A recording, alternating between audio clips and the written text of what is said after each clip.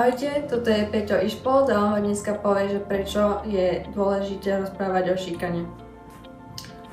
Máme rôzne tradície a šikana môže ubližovať každému.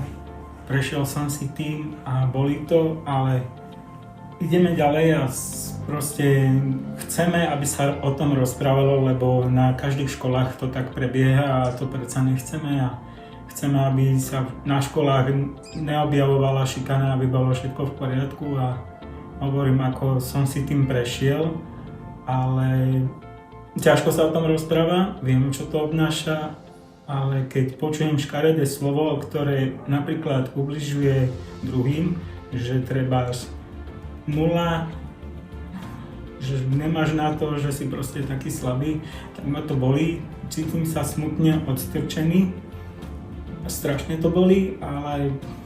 musím ísť proste ďalej a rešpektovať to, že proste by to nemalo tak byť na tých školách.